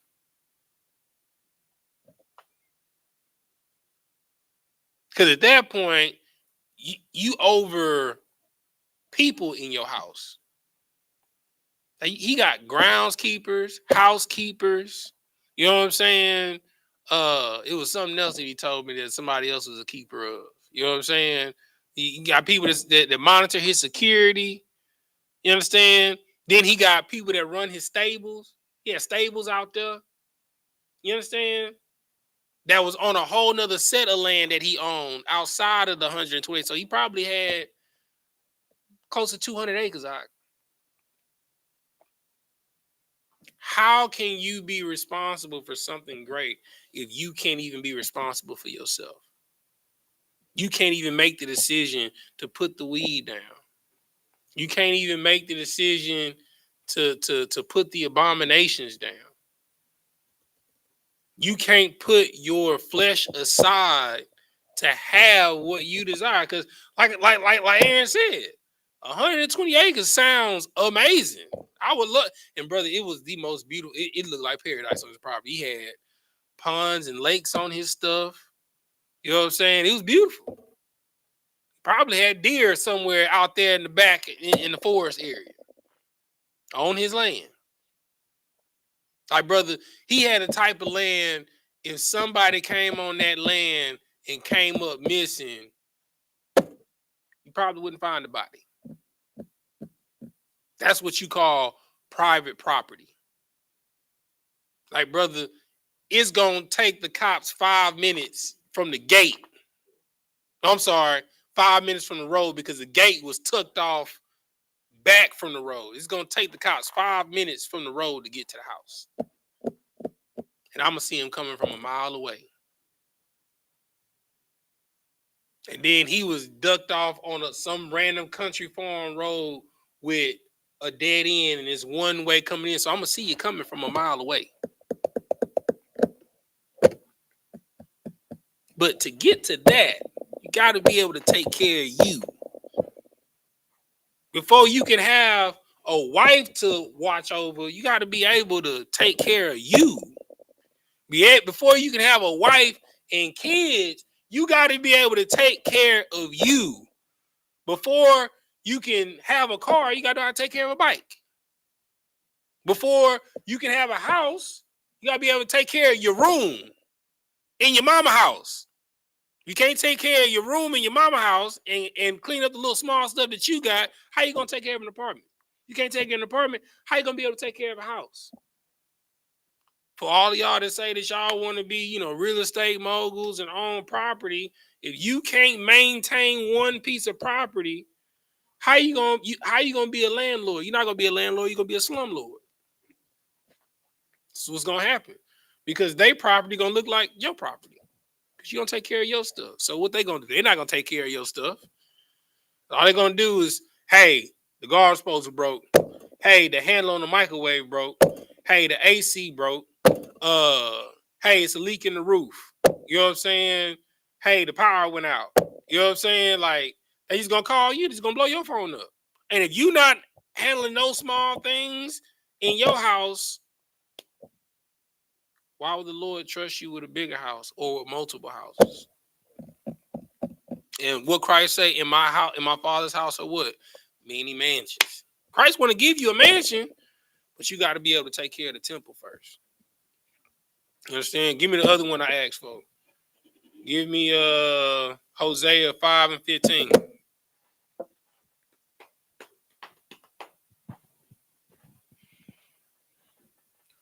This is the book of Hosea, chapter 5, verse 15. Mm-hmm. I will go and return to my place till they acknowledge their offense and seek my face. Mm-hmm. In their affliction, they will seek me early. You understand? If you going through it, first and foremost, 9 times out of 10, all of us know why we going through what we going through. Like, even in the truth, right? In the truth, it's test or judgment, right? A judgment is a punishment, and it's meant to hurt, right? But a test is to prove you and to refine you for what the ultimate goal is, for perfection, so you can get what you're supposed to have. But guess what? If you don't pass the test, what's gonna happen? Anybody know? What happened if you don't? What happened if you don't pass your final exam in whatever grade school you in grade school? What happened? What happens? You gonna do what? They gonna hold you back, and what's gonna happen? You gonna go through the same curriculum, and you gonna get the same test, and you gonna keep getting the same test until what? Until you pass it. So if it's happening in grade school, what makes you think it's not gonna happen in life? What makes you think it's not gonna happen on a spiritual level? Right? If you can't get past not getting drunk, why would I give you, $1 million? You're just gonna drink yourself to death. You know what I'm saying? Like, for a lot of you, poverty saves your life. Because if you were not poor, you would kill yourself. You all would be a whole bunch of weirdos getting into some weird stuff and finding weird ways to kill yourself. Because there's no buffer. Whatever you desire, you're going to max out on it. So if you love cocaine, you're going to max out on cocaine. If you love weed, you're going to max out on weed and get lung cancer and die. If you love cigarettes, you're going to max out on Newport 100 menthols, die of lung cancer. If you love pork, brother, you're going to max out on pork, boy. You know what I'm saying? If you love being a whore and a whoremonger, you're going to max out on being a whore and a whoremonger. You probably going to have your own Pornhub, your own XX videos. You know what I'm saying? You're going to max out on it. You know what I'm saying? Whatever it is, you're going to max out on it and you're going to kill yourself. Poverty is a buffer for a lot of you. Because if you were not poor, your life would not be long at all. That's why you look at all of these entertainers, these rappers, singers, you know what I'm saying? Like, you see it every day. A rapper dies every year. I mean, it's to the point to where, like, oh, he died? Oh, dang. What we eating for dinner? You know what I'm saying? It's normal. Because you get all of this money and you haven't fixed your temple yet. So whatever is in your temple is going to be personified and maximized.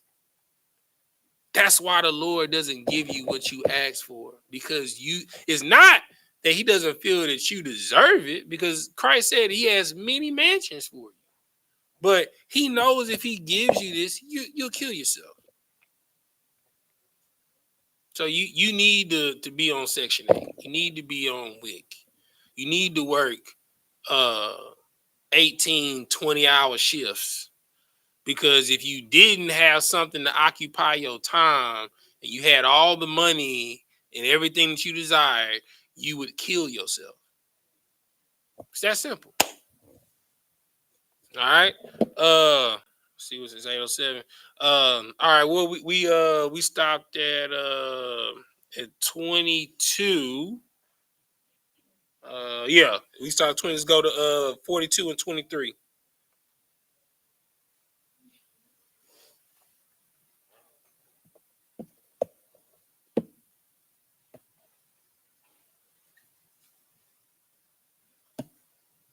James say Shalom says it seems like an extreme assumption. It's not an extreme assumption, huh? It's not. You know what I'm saying? That's why do you, and I'm gonna say this, why do you think Alcoholics Anonymous, why do you think they give you the chip? And Alcoholics Anonymous, does anybody know what the chip that they get? So for however long that you are sober, they give you a chip. So you got a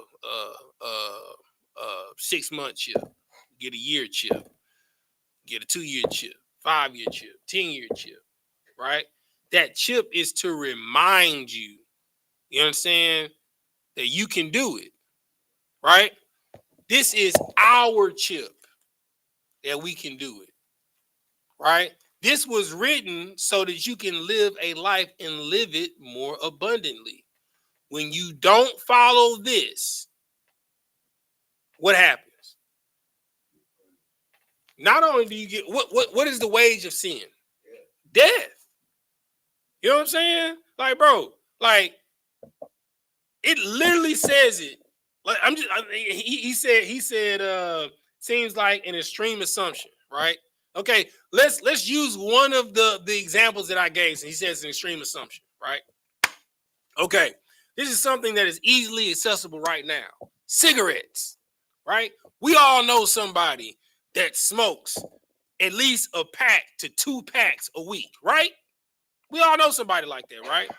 What does it say on the side of the cigarettes? On the side of the cigarette card, what does it say? Anybody tell me? Grab the mic. Say it, Aaron. What does it say? Aaron, tell me, what does it say on the side of the cigarette card? What does it say? It causes lung cancer. Does it say it might? No, it will. It will, right? So it says, if you smoke this, you will die, right? So this is a minor case. A carton of cigarettes, I didn't smoke cigarettes. Can anybody tell me how much some cigarettes cost?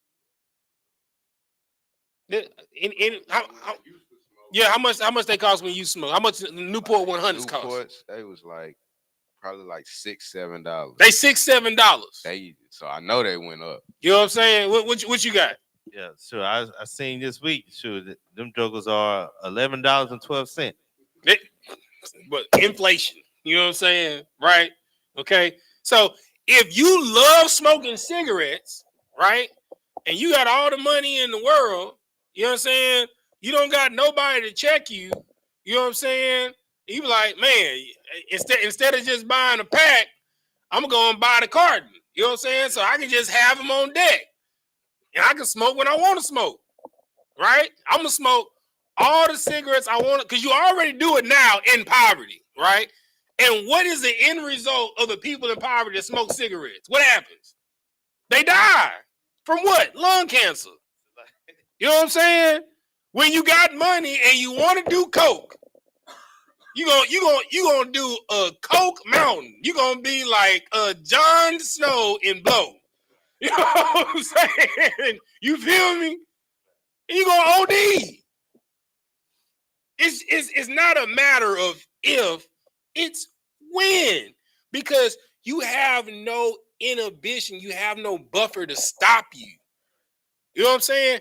People chain smoke cigarettes because they're addicted to cigarettes. People are alcoholics because they're addicted to alcohol. You know what stops people from smoking cigarettes? Poverty. You know what stops people from drinking? Poverty. Because they don't have any more money to buy beers. You understand? That saves their life. Because if you had all the, you would just drink yourself to death, or to the point to where, well, it's still death. You would have cirrhosis of the liver and you would still die. It's not extreme, Ak. It's going to happen. Go ahead, Sapar. Salakia, if I may, sir, I would, the point that you bring out so heavy, like how poverty is a buffer. I remember on the Chappelle show where they say that the black folks got the reparations. Salaki, this person he said you said that you would kill that people would kill themselves if they didn't work. That's not what I said. I did not say that. I said if you had all the money in the world, you would kill yourself. That was my statement. I said if you had $1 million, you know what I'm saying? If you were a millionaire and you didn't fix your temple, the inward man, whatever was on the inside that you didn't fix is what will kill you. That's what I said. And I said for a lot of y'all, poverty is a deterrent to save your life. Because a lot of y'all, and I was one of them before I came into the truth, right? If I had $1 million, I would have been the biggest drug dealer on the face of the planet, selling all the weed and smoking all the weed. I would have either died in the trap, you know what I'm saying? Or I'd have died from lung cancer. I thought I was, being smoking diet weed by wrapping up in papers instead of blunts. You know what I'm saying? But it's still the same end result. You know what I'm saying? When you sin, the wages of sin is death. It's not a matter of if, it's when. You know what I'm saying? If you lie, you'll cheat. If you cheat, you'll steal. If you steal, you kill. You know what I'm saying? It all goes hand in hand. And the ultimate goal is for you to die. Go ahead, Sapar. I cut you off. So like I said, like I said, no, the point that you bringing out is, so heavy. Is like how poverty is a buffer. I remember watching back in the day the Chappelle show when they gave all the black folks reparations, and then the news lady was on there. She said, "Sir, since you got the reparations, are you still going to drive this truck, this cigarette truck?" And he was like, "Nah, this truck, I went and brought the truck cash, and I got enough cigarettes to last the rest of my life." You talking about Dave Chappelle? Yeah, he's like, "I'm rich, yeah." And they over there gambling they reparations. Right. You know what I'm saying? They over there shooting dice with their reparations checks. Right. You know what I'm saying? This is how foolish we are. Like, we all talk about how we want reparations, we want this.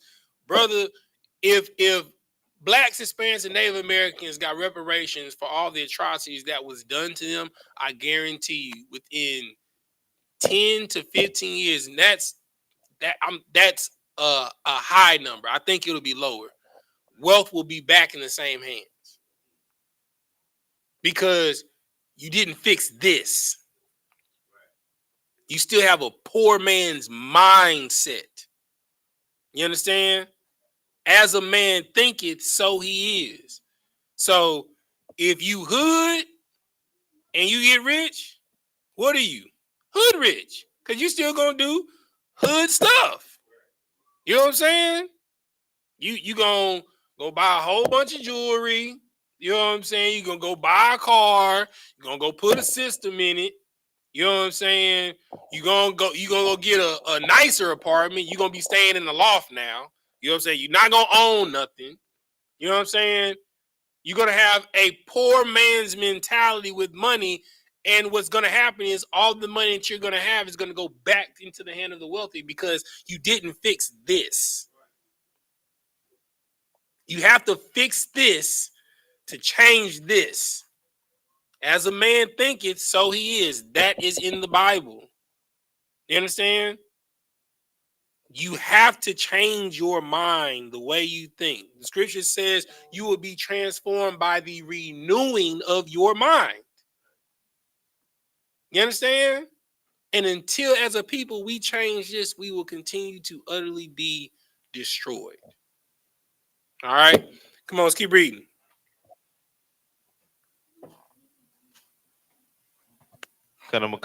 There's a book of Genesis, chapter 42, and verse 25. Then Joseph commanded to fill their sacks with corn and to restore every man's money into his sack, and to give them provision for the way, and thus did he unto them.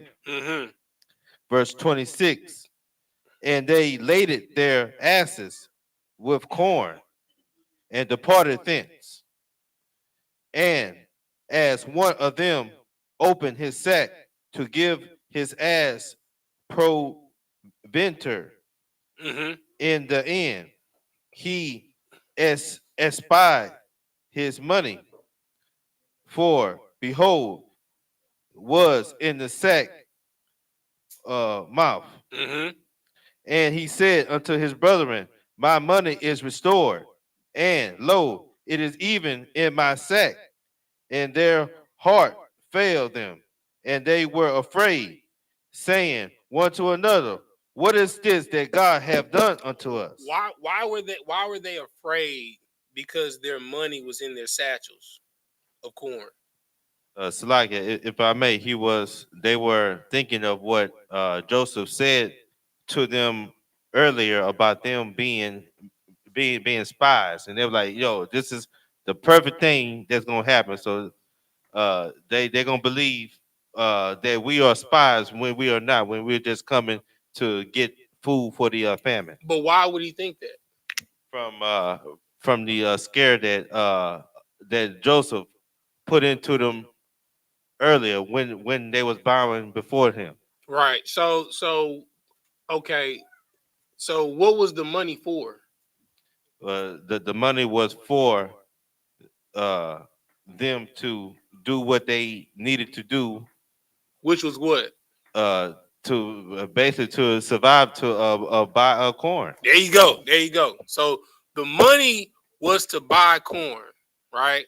And he gave all of them their weight based off of their purses that they had for the corn.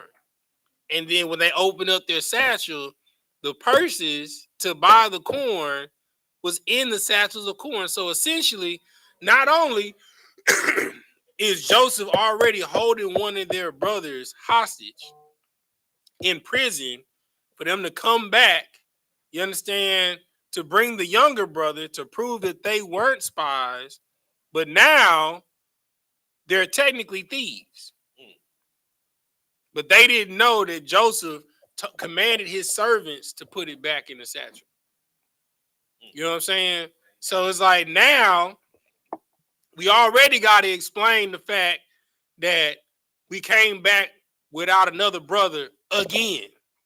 This is the second time they're going to come back home and they don't have one of their brothers. But this time they got to explain it to their father because their father ain't going to want to hear it this time. You ain't going to be like, say, just some random stuff happened and this is his cloak with some blood on it. They be like, hey, fool me once. You know what I'm saying? Fool me twice. You know what I'm saying? So, like, at this point, they like, the Lord is really dealing with us, right? Because even though in the back of their mind all of this time, they've been dealing with the guilt of what happened to their brother because they didn't know what happened to their brother, right? Now they all know we're reaping what we sowed, right?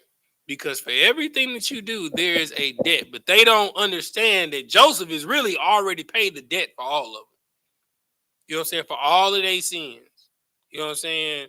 Which is crazy. You know what I'm saying? Joseph is Joshua, just like Joshua is Christ. In every generation, the Lord raises up somebody to sacrifice to make us whole. And it's always a generation that don't want to follow what the Lord says. You understand? In Adam's time, it was Adam. Adam was raised out of the dust of his family. You understand? In Noah's time, Noah was raised out of the dust of his family. You know what I'm saying? And of Noah's sons, it was Shem. You know what I'm saying? Of Shem's line, it was Abraham. all the way down to Isaac, all the way down to Jacob, and of Jacob's sons, it was Joseph, because Joseph was the only one that followed orders. He followed his father's orders to the T. You understand? All the rest of them just kind of did what they wanted. Remember, it's always a chosen one. Always. Many are called. All of us are called, but few are chosen to actually serve. You understand? Keep reading.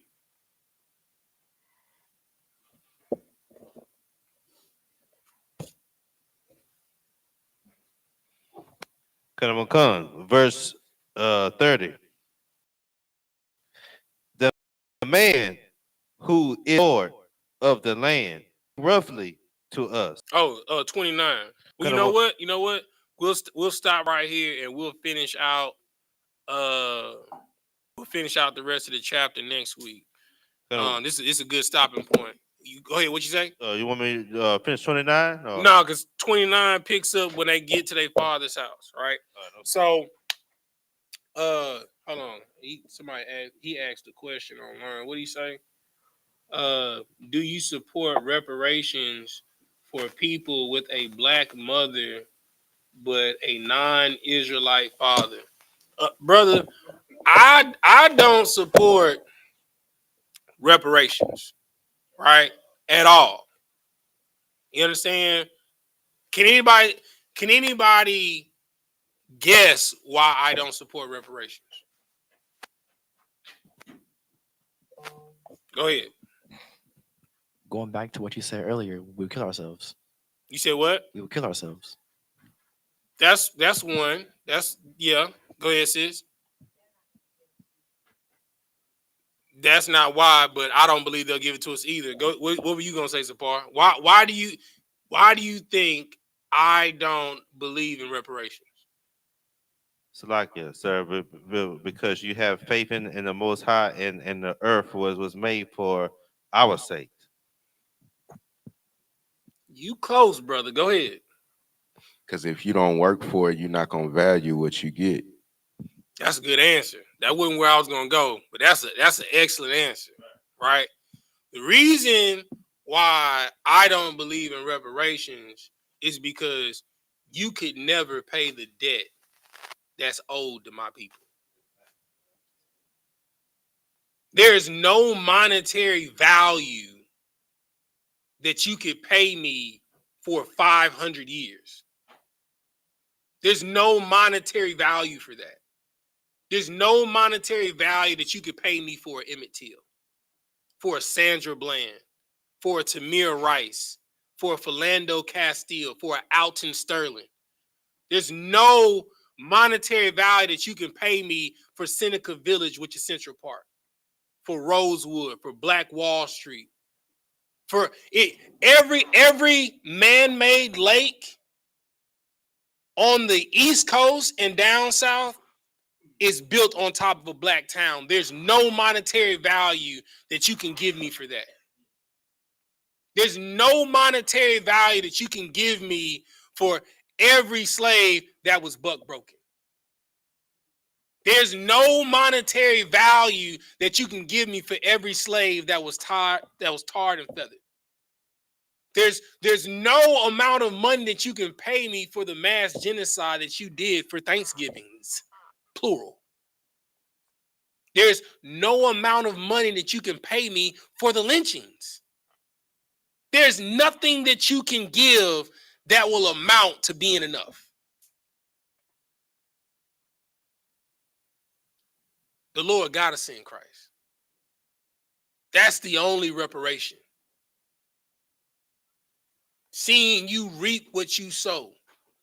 Seeing Babylon fall. Seeing this nation that was built on the back of my ancestors. That is the only reparation.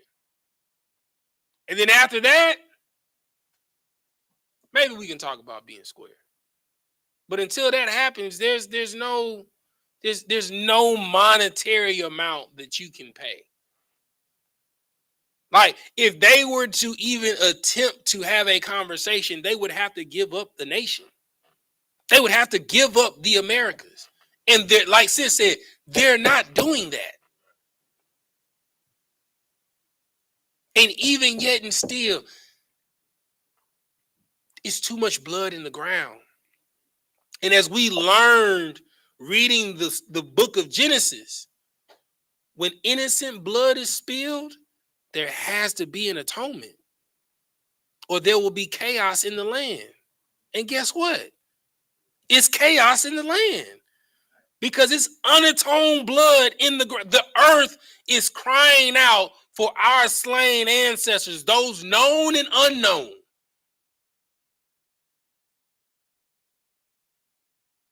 And those tears and those cries are sitting under the mercy seat of the Most High God.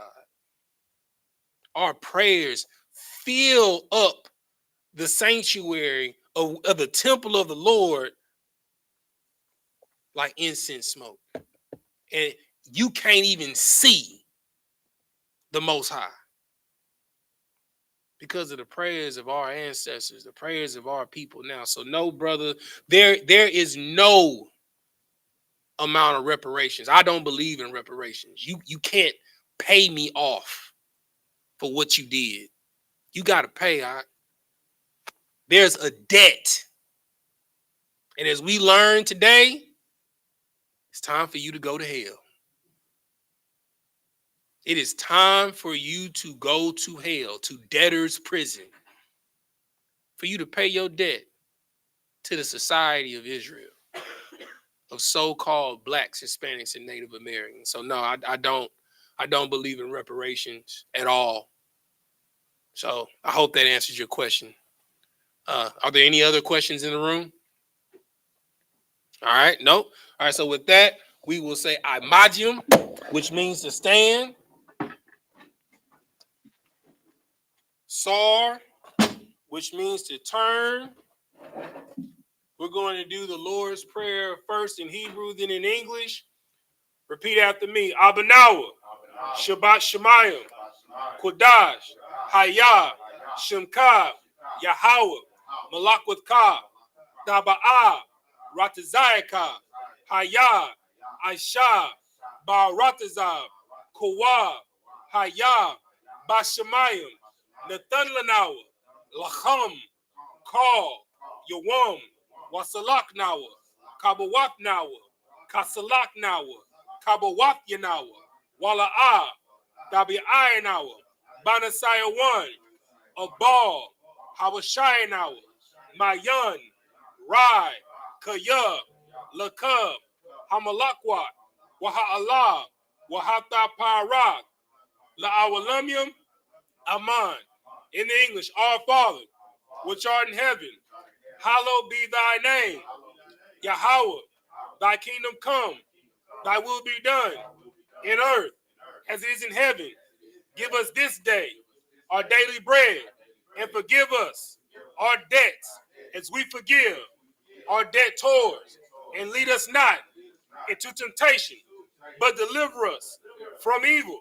For thine is the kingdom, and the power, and the glory, forever. So be it. Sar, turn your face to front.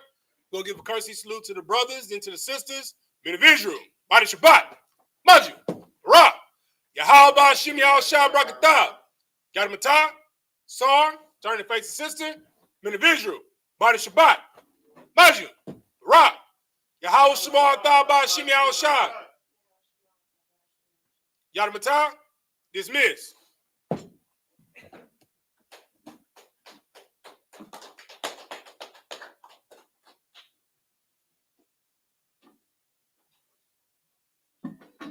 Oh, that's right. Says I see what this was saying. Oh, yeah, that's right. Ain't no amount of money.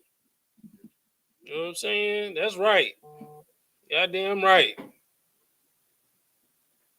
All right, shalom, Israel.